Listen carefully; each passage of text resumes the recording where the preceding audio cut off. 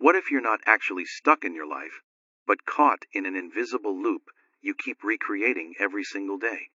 Most people wake up thinking today will be different, but they're collapsing the same quantum waves, broadcasting the same emotional frequencies, and wondering why nothing ever changes.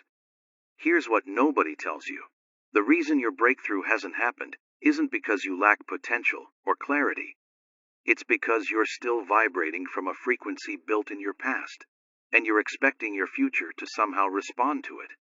This video will show you exactly where that loop lives, how it keeps regenerating itself, and most importantly, how to become so vibrationally incompatible with your old pattern that the quantum field has no choice but to deliver something entirely new.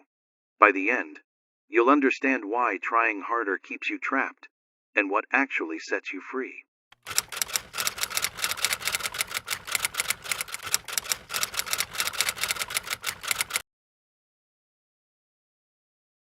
There's a place deep in the desert where travelers who've gotten lost swear they've been making real progress, only to discover their own footprints, leading them in circles. It wasn't the landscape that deceived them. It was something deeper, their internal compass, their sense of direction coming from within. And what if I told you that most people live their entire lives exactly this way? You're not stuck. You're repeating. You wake up every morning inside the same field of probability. You collapse the same quantum waves. You project the same emotions into the field. You attract the same timelines. And then you call it normal. You call it life. You call it just how things are. But what if normal is simply familiar? What if the only reason you haven't broken through into something new isn't because you lack the ability, but because you keep broadcasting a frequency that was created in your past, and you're somehow expecting your future to respond to it? Let's disrupt something deep right now. Real change doesn't happen just because you want it. Change happens when you become incoherent with the old pattern. So incoherent, so vibrationally incompatible with who you were yesterday, that the quantum field literally has no choice but to deliver something new. But here's the paradox. The part your logical mind doesn't want to hear. The more you try to break out of the loop through sheer effort, the more you actually reinforce it. Because effort, when it's coming from a place of fear, doubt, and lack, is just another way of repeating the exact same energetic signal you've always been sending. It's like running full speed on a treadmill with virtual reality goggles on, believing you're sprinting toward your dreams, when in reality, you're just burning yourself out on a floor that never actually moves. Pause for a second. Notice what's happening in your body right now. Maybe there's a tightness in your chest, a restlessness sitting in your stomach. That's not random. That's your nervous system recognizing the loop, sensing the pattern. Because this isn't just a mindset problem. This is a bioenergetic program running beneath your conscious awareness. Every thought you've repeated for years, every emotion you've recycled since childhood, every belief system you adopted unconsciously from your environment, they've formed neural pathways in your brain, chemical patterns in your body, electromagnetic signatures in your field.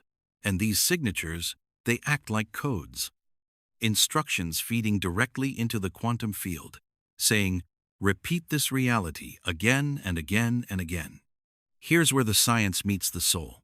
According to quantum mechanics, particles exist as probability waves until they're observed.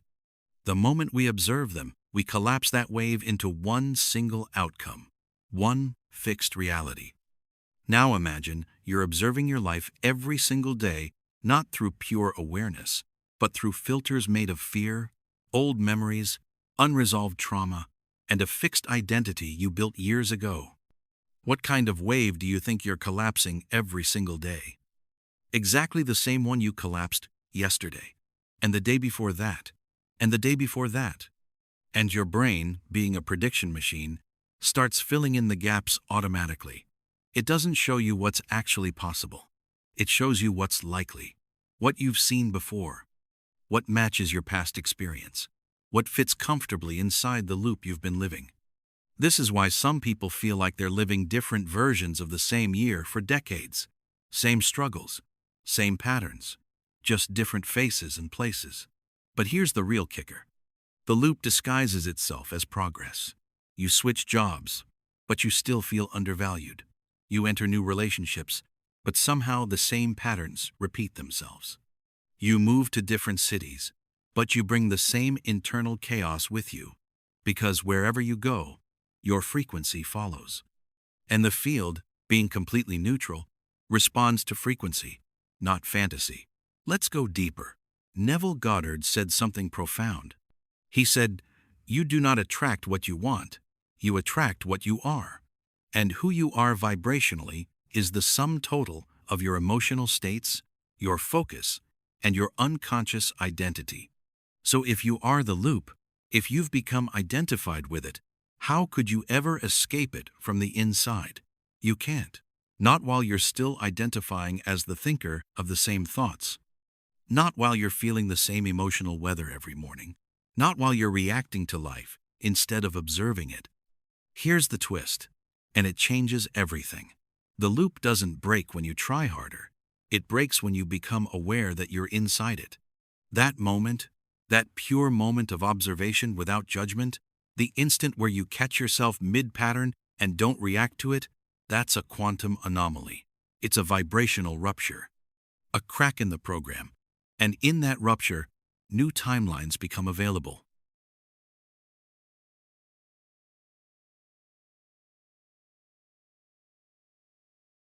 But most people miss it. They miss it completely because they're too busy trying to fix their life from within the same frequency that created the problem in the first place. They're trying to think their way out of a vibrational maze, trying to manifest abundance with a nervous system stuck in survival mode, trying to visualize freedom while radiating fear. And that right there is the invisible wall, the vibrational feedback loop where the field keeps saying, "You haven't changed, so why should your reality?" Let me tell you a story. There was a woman who journaled every single day. She visualized her dream life in vivid detail. She repeated affirmations until her throat went dry. She did everything the books told her to do, and still, nothing changed. Not one thing. One day, she stopped everything. She just sat in complete silence. And for the first time in years, she felt how much of her life was being run by a part of her that was simply afraid to be still, afraid to stop moving, afraid to feel what was underneath all the doing. That's when the tears came. That's when her body finally softened. That's when something deep inside her shifted. She didn't manifest her dream the next day. But what she did do was collapse a loop that had been running for decades. And that collapse created space. Space for something entirely new to enter. Now let me ask you something. What if your biggest breakthrough isn't something you need to add to your life, but something you finally need to stop repeating? Don't answer yet. Because in the next part, we're going to reveal where those loops are actually stored, why they keep regenerating themselves, even when you think you've moved past them, and how to rewrite them at the source, not in your mind, but in the field itself. Wait until you see how deep this really goes. There's a blueprint beneath your thoughts, a silent code that's etched not in your DNA, but in something far more malleable, far more responsive, the field. This field is not a metaphor. It's not poetic language for some abstract spiritual concept.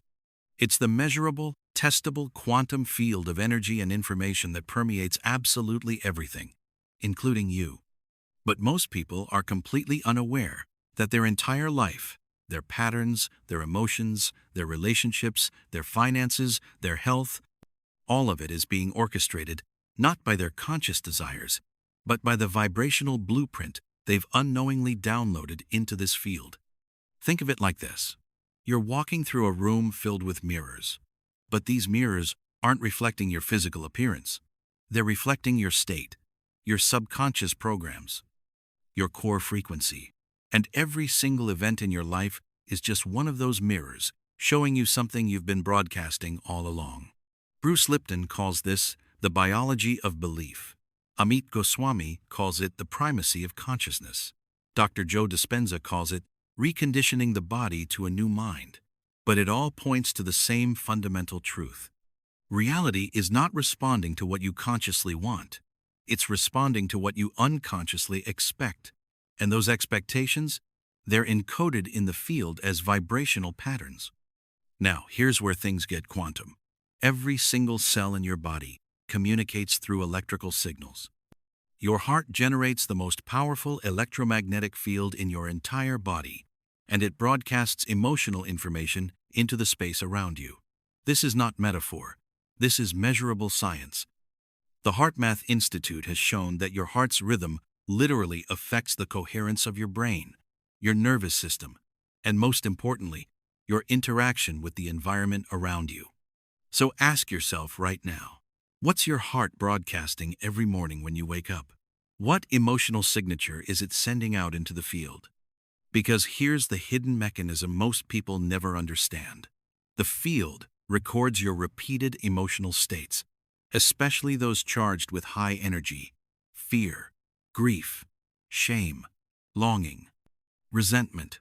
Over time, those emotions form stable vibrational signatures, and once those signatures become stable, they begin forming loops. These loops act like energetic scripts, autopilot programs that keep pulling similar events into your experience, not because you're cursed, not because you're unlucky, but because the field is simply obeying your last clear set of instructions. But the real mystery is this: where are these instructions actually coming from? Let's go back to the beginning. Your beginning. From the last trimester in the womb until around age 7, your brain was operating in theta state. That's the same brainwave frequency that's accessed during hypnosis. This means that during your early years, you were not reasoning. You were not analyzing.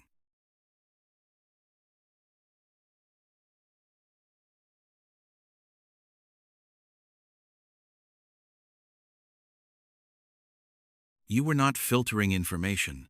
You were absorbing everything: emotional states, belief systems, energetic dynamics from your parents, your caretakers, your environment. This becomes the original imprint, the foundational code. And once that imprint gets installed in your system, your subconscious mind begins projecting it onto reality, and the field begins mirroring it back to you. So now, decades later, you might be a fully grown adult with dreams of abundance, freedom, and deep love. But if your energetic blueprint says love means abandonment, or money comes with suffering, or I must constantly earn my worth, then guess what? The field will respond accordingly. Because the field doesn't hear your words. It doesn't decode what you consciously want. It hears your frequency.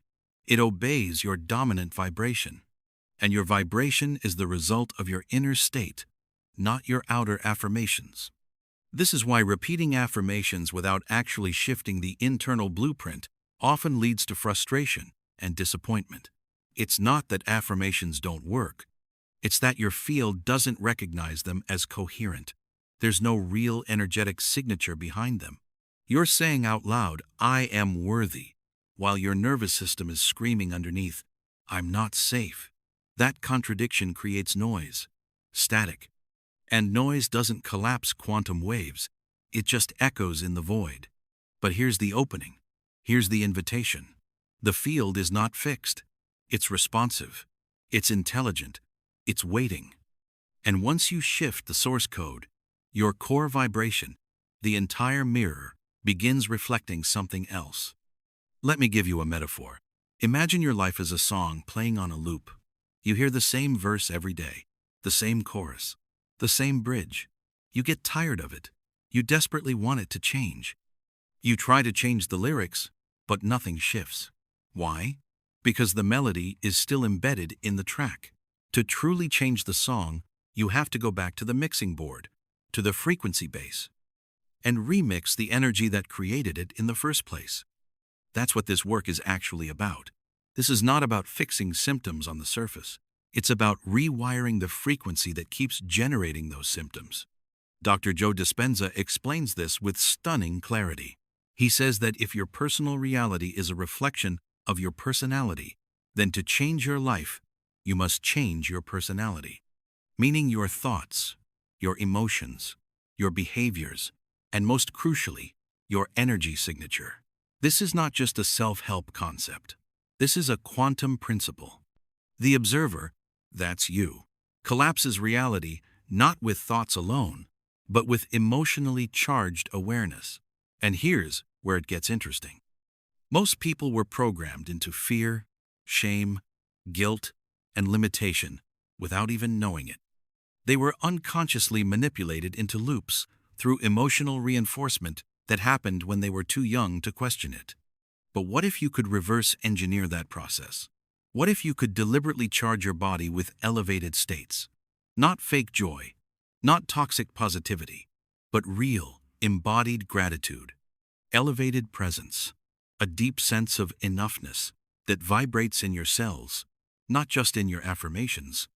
You'd be rewriting the field, not with force, but with coherence, because coherence is the secret language of the quantum field.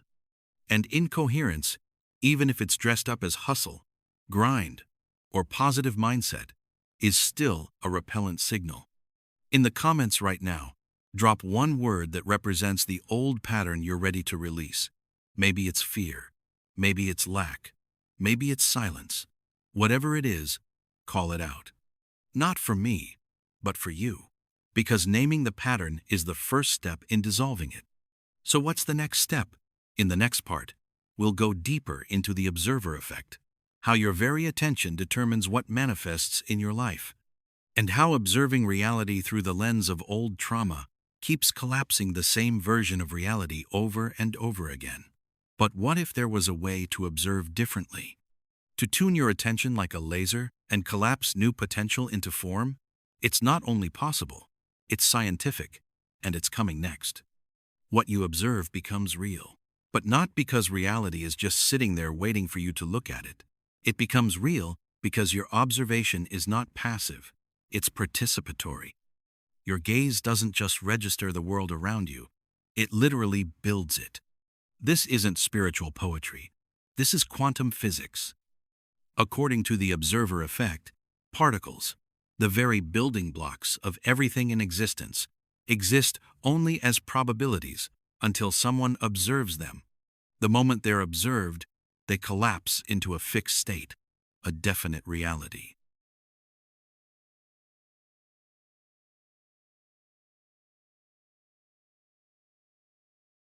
Now apply that principle to your life.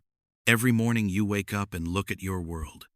And by the way you observe it, through your thoughts, through your emotions, through your expectations, you collapse it into a specific pattern, and then you wonder why nothing ever changes. But here's the real trap. You're not just observing the world, you're observing it through a lens. And that lens was built long before you even knew you were holding it. Let's break this down. Your attention is like a spotlight. Wherever you place it, you energize, you amplify. But what most people don't realize is that attention is not neutral. It carries the frequency of the observer, which means if you're observing your bank account through the lens of scarcity, you're not just seeing low numbers, you're feeding the field with scarcity. And that frequency reinforces the same collapse. You're not just seeing what is, you're projecting what has been. Every fear-charged glance, every worry-soaked thought, every doubtful analysis, they all act like quantum commands saying, "More of this, please." Let's pause here because this is subtle and it's dangerous.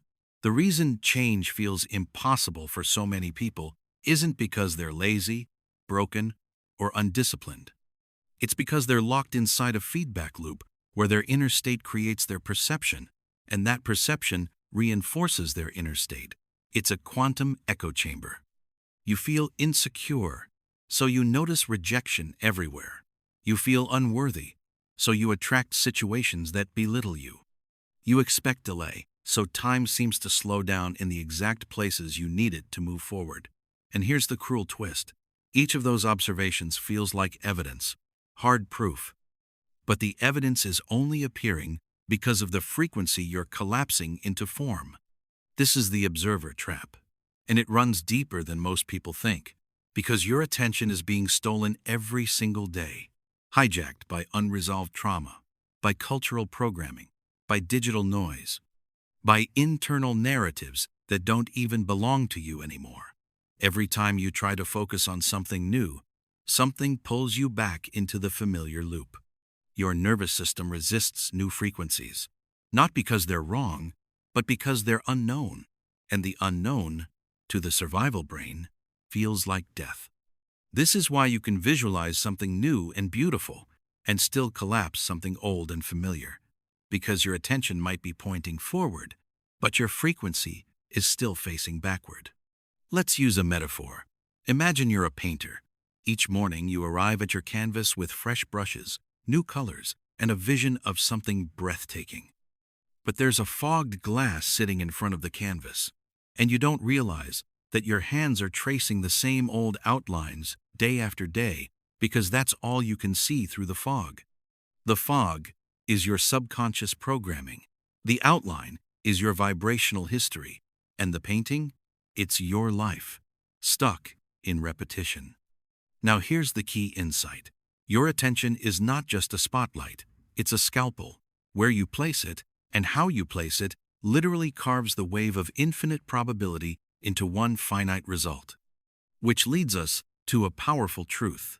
If you want to collapse a new reality into your life, you can't just change what you look at.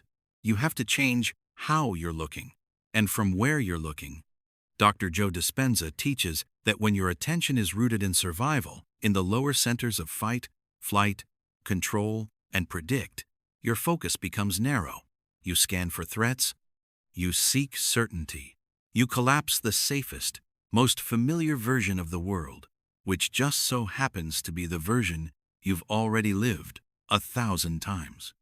But when you move your attention into the heart, into coherence, into the observer, beyond identity, you open the lens.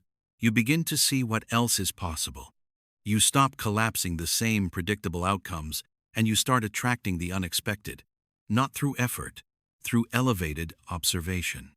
Let's be clear about this. The field doesn't give you what you look at. It gives you what you become while you're looking. If you become lack while looking at your desires, it reflects scarcity. If you become fear while visualizing your future, it reflects limitation. But if you become gratitude, the feeling of already having, it reflects the match. You've heard the phrase, what you focus on expands. But that's incomplete. What you focus on with emotional coherence manifests. Which means your real work is not controlling what shows up in your life. It's controlling how you show up as the observer. This is where spiritual practice meets scientific method. This is why meditation, breathwork, presence, and elevated emotion are not just self-care routines. They're quantum tools. They train your attention to stop collapsing recycled timelines and start accessing the unknown. But here's the final piece, the one most people miss completely. The observer is not your mind. It's not the thinking version of you. It's the aware you, the you beneath the program, the witness behind the thoughts. That version of you is timeless, neutral, powerful. And when you rest in that seat, even for just a moment, the entire vibrational frequency of your observation changes. You no longer collapse reality from fear. You collapse it from alignment. And alignment pulls different threads from the quantum soup. So let me ask you something. And don't rush to answer yet. What would happen if you stopped using your attention to scan for threats and started using it to tune into possibilities? What if your gaze wasn't reactive anymore, but creative? What if your attention became a tuning fork, vibrating with the version of you who's already living the life you desire? That's not magic. That's quantum mechanics in action. And it's the doorway to the shift. Because in the next part, we're going to explore that doorway fully. And for the first time, you'll understand how to shift timelines, not by effort, but by stopping the energy that feeds the loop. Wait until you feel what happens when you stop energizing what no longer serves you. There is a moment, brief, silent, nearly invisible, when the loop loses its power, not because you fought it, not because you conquered it, but because you simply stopped feeding it. The energy stopped flowing. The story lost its charge, and in that precise instant, something ancient begins to unravel, like a frequency finally breaking apart under the pressure of your awareness. Every loop you've ever lived has one thing in common. It needs your energy to survive. It needs your reaction, your agreement, your identification. Without that, it collapses. Not overnight, not always dramatically, but subtly, like a thread pulled loose in a tightly wound knot. And here's the truth no one told you growing up. You are not trapped in your life. You are entangled with it. And entanglement, as quantum physics shows us, can be altered when coherence shifts. Let's break this down through vibration. Every thought, every emotion, every reaction emits a measurable frequency. When that frequency is repeated over time, it becomes a field pattern. Like grooves carved into a vinyl record, the needle, which is your consciousness, drops into that groove and plays the same song over and over again. But here's the secret. You are not the needle. You are the hand that holds it. The moment you stop reacting, the needle lifts, the groove loses momentum, and the timeline that was being reinforced begins to fade. This is how quantum shifts happen, not through force, but through frequency starvation. But the mind resists this idea. It screams at you, do something, fix this, make it happen. And that's exactly how the loop keeps winning, because doing is not always the answer, especially when it's coming from a place of incoherence. In fact, most doing in the modern world is just a distraction from feeling. People don't want to sit with the energy of the loop, so they move. They hustle, they perform, they chase, and in doing so, they re-energize the very pattern they were trying to escape. Let me tell you a story. A man had been trying to manifest a breakthrough for years. A new job, financial freedom, inner peace. He meditated, he visualized, he made vision boards. He did all the things. Nothing shifted. One night, he had a panic attack. Instead of resisting it like he always did, he sat completely still. He did nothing. For the first time in his life, he didn't try to fix his state. He simply allowed it. He let it be. And in that raw surrender, he stopped feeding the loop of resistance. What followed wasn't fireworks. It wasn't a sudden miracle. It was stillness. Then, clarity. Then, the next day, a completely unexpected phone call changed the entire direction of his life. Why? Because his signal changed. Not by trying to create the future, but by refusing to energize the past. This is the core principle of quantum timeline shifting. When the emotional signal ceases, the quantum match disappears. No signal, no feedback, no loop. Dr. Joe Dispenza teaches that elevated emotions like gratitude, love, and inspiration collapse higher-order possibilities. But you can't reach those emotions while you're still holding on to a lower-frequency loop. You have to let it decompose, and decomposition requires silence, stillness, space, the willingness to not feed what feels familiar. But how do you do that in practice? Start here. Become aware of what triggers you into the loop, the person, the memory, the fear, the thought. Then pause, drop into your body. Feel the emotion fully, and instead of reacting to it, just breathe. Let the emotion rise without attaching a story to it, without trying to fix it, without trying to change it.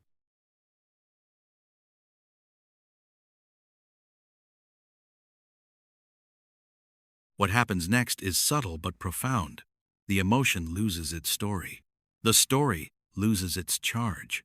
The charge loses its coherence. And suddenly, you're no longer vibrating in alignment with that timeline. It's like changing the channel on an old radio. You don't destroy the old station, you just stop tuning into it. And your reality, being a vibrational mirror, has no choice but to reflect the new signal. Here's a powerful metaphor. Imagine you're feeding a wolf every day at the edge of a forest. The wolf becomes strong, dominant, predictable. One day, you stop feeding it. It howls. It scratches at your door. It returns the next morning expecting food. But still, you offer nothing. After a few days, the wolf doesn't die, but it wanders. It fades into the trees. It stops dictating your path. Your loop is that wolf, and your energy is the food. Now comes the beautiful paradox. You don't have to know exactly what timeline you're shifting into. You just have to stop feeding the one you're currently entangled with. Because the quantum field doesn't need you to figure everything out. It needs you to become available, to empty the old signal so something new can enter. But here's where most people give up. The silence between loops feels like death. That void, that space where the old pattern is fading but the new hasn't arrived yet, is terrifying to the ego. And so people rush back to the familiar. They reattach.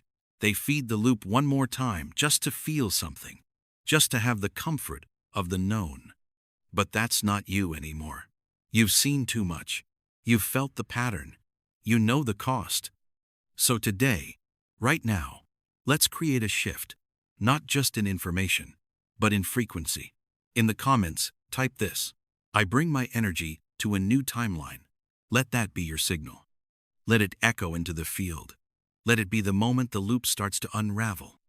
Before we go deeper, I want to invite you into something real. If you've been feeling like this makes sense, if a part of you is realizing your own power right now, hit subscribe and click the bell icon next to it. Also, join our manifestation club on gogetter.au. Join the movement. Become part of a global space where we explore the art of conscious creation, quantum alignment, and embodied manifestation. This isn't just a channel. This is a frequency. If you felt a nudge while watching, you're already tuned in. Because in the next part, we go beyond neutrality. We step into intentional coherence. We stop being reactive observers and become living transmitters. You are not here to observe the new timeline. You are here to become it. Most people think the universe is listening, that the field is some kind of cosmic delivery service waiting for your order to ship your desires into physical form. But what they don't realize is the field doesn't respond to requests. It doesn't hear what you say. It doesn't decode what you want. It mirrors what you are. And that changes everything. Because if you are the signal, not the receiver, not the antenna, not the speaker, but the actual broadcast itself, then every outcome, every synchronicity, every closed door or divine alignment is not about destiny. It's about resonance. So here's the truth. Most manifestation teachings never tell you. You don't attract what you wish for. You attract what you've become coherent with. And coherence, vibrational, emotional, energetic, is not something you fake. It's something you live. Now let's bring in the science. Everything in the universe vibrates. Atoms, cells, thoughts, even emotions. But vibration alone isn't enough. It's coherence, the harmony and synchronization of those vibrations that produces powerful, stable energy fields. Think of a laser. It's not just light. It's focused, coherent light. And that coherence gives it the power to cut through steel. Your consciousness works the same way. When your heart and brain are in coherence, when your thoughts, emotions, and body are aligned in the same frequency, your signal becomes potent, magnetic, laser-like. You're no longer just a person with good intentions. You're a walking transmission tower of vibrational clarity, and the field cannot help but respond. But here's where it gets real. You can't reach coherence by accident. You reach it by embodiment. By becoming the version of you who already lives what you desire. Not later, not someday, but now. That means speaking like them, walking like them, feeling like them, making decisions from their state of being, even if the evidence hasn't caught up yet. Because the field doesn't work on evidence, it works on instruction. And the most powerful instruction you can send is your state. You want deep love? Then you must become the frequency of being already loved. Not because someone told you you're worthy, but because your nervous system feels it as a fact. You emanate security. You walk as love, and the field reflects the match. You want freedom?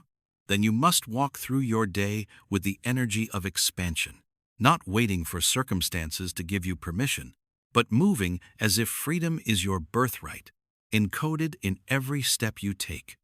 Because here's the quantum truth. The field is not a judge, it's a mirror. And mirrors don't argue, they don't edit, they don't delay. They reflect whatever stands in front of them. So if you're holding back your frequency, waiting for evidence first, you're collapsing the wrong wave.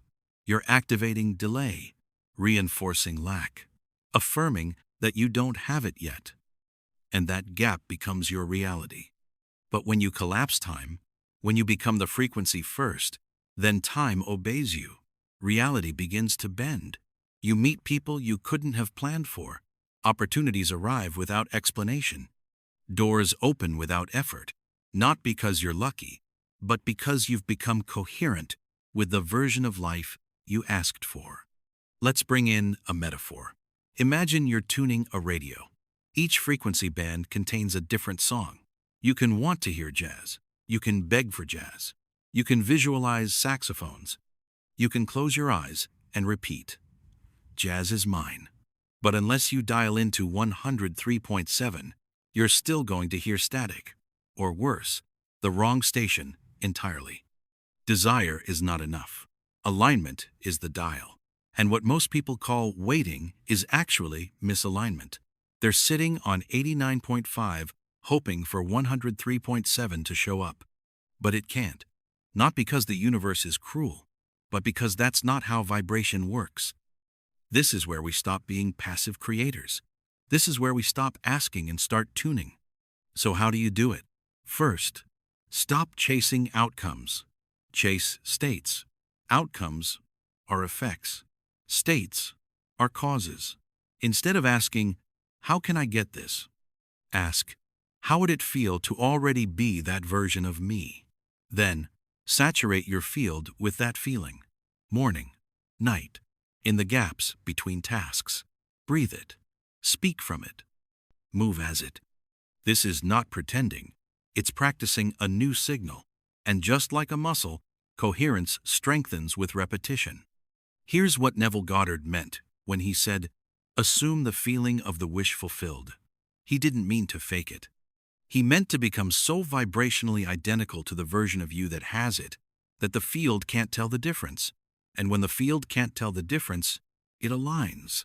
Not gradually, instantly. Even if the result takes time to materialize in physical form, the shift is already in motion the moment you become coherent. So now, let me offer a gentle disruption. What if the field is not out there at all? What if you are the field, localized in a body, playing a specific frequency to experience a specific reality? Then the real shift is not external. It's internal alignment with the infinite version of you that already exists, waiting to be tuned into. In the comments, share one small act you're committing to today, something that anchors you into your new life path. It could be as simple as breathe, or trust, or open. Your word matters. Your act matters. Because you matter. And that's where we go next. In the final part, we'll bring all this together. Not as theory, not as concept, but as a lived reality. You'll understand how to stay out of the loop, how to sustain the shift, and how to embody a new quantum identity that the old you can no longer contain. You're not waiting for the signal. You've always been the signal. There's a moment in every shift, a silent crossroads, where you face the ultimate test. Will you collapse back into the known, or will you expand into the unknown? Because here's the most difficult truth about transformation. Your old loop is not just a pattern, it's an identity. And letting go of it means letting go of who you thought you were. That's why most people relapse. Not because they don't want the new reality, but because they don't know how to live without the old one. The pain was familiar. The chaos was predictable. The survival strategies were rehearsed 1,000 times. Even suffering has a strange comfort when you've made it part of your personality. But here's what the quantum field invites us to understand and live. You don't need to fix the old identity. You need to dissolve your resonance with it, and that only happens through embodiment. Sustained embodiment, not just tuning into a higher frequency for a few minutes during meditation, but living from it, speaking from it, making decisions as if you were already inside the new timeline.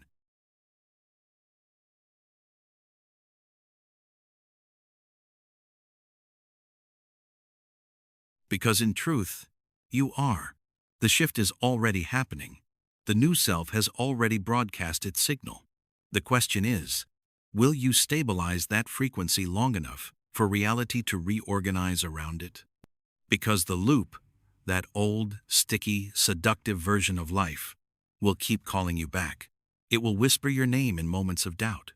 It will dress itself up in urgency, in logic, in old desires disguised as new needs. And if you're not grounded in your new identity, you'll answer the call. You'll return to the past thinking you're being practical, when in truth, you're just collapsing a familiar wave. But you don't have to go back. Because once you've touched coherence, once your body knows how freedom feels, how power moves, how peace breathes, it's almost impossible to pretend you don't know. You've already rewritten the frequency. The signal has changed, and the field remembers. This is the quantum exit. Not an escape, not a fight, but a transcendence. A shift in resonance from the vibration of reaction to the vibration of creation. It's what Neville Goddard meant when he said, "Change your conception of yourself, and you will automatically change the world in which you live." He wasn't speaking metaphorically. He was articulating a quantum fact. When your internal signature no longer matches your old world, the old world dissolves. Not because it's punished, but because it's no longer entangled with you. So how do you stay out of the loop for good? You stay out by remembering that you are the field. You are not in the field hoping it gives you something. You are the embodied extension of pure potential. And your state, your attention, your coherence, your choices, these are the tools of reality design. You stay out by choosing the unknown again and again, not as risk, but as home, by allowing discomfort without collapsing into it, by leading with gratitude even when your senses scream for evidence, by understanding that spiritual maturity means not needing proof to become the proof. You stay out by making the inner state non-negotiable, by anchoring into breath, into presence, into awareness when the loop tries to pull you back in, and most of all, by never negotiating your frequency for the comfort of your past self. Because the quantum field doesn't respond to effort, it responds to embodied truth. And your truth is not small. Your truth is not repetitive. Your truth is not a loop. It's a signal calling reality into coherence with the masterpiece you're now living. And if you felt the shift during this journey, even for just a moment, then you already know there's no going back. Only inward, only deeper, only higher. Now, if this resonated with you and you're ready to not just understand but fully embody this new way of being, I want to offer something that's helped many people take this transformation from concept to lived experience. It's an ebook called Awaken Your Quantum Power. It's a tool, a next step, a deeper activation of everything you've just experienced here. Inside, you'll explore how to structure your day, your energy, your decisions around quantum embodiment, with powerful practices to align, stabilize, and expand your signal. The link is in the pinned comment below. You'll know if it's for you because your frequency will tell you. Make sure you share this video with your friends and family. You might just be a blessing in disguise for them. For you, it may be just sharing, but for someone in need, it may mean a life. And their gratitude will increase the positivity flowing back to you. Be the friend who shares breakthroughs, not just memes. Share this with someone who's stuck. Real ones share value. Pass this on if you're that kind of human. And remember this, you are not manifesting a new reality. You are remembering who you are in the field and collapsing everything that doesn't belong in your next timeline. Welcome to the shift. And we're just getting started.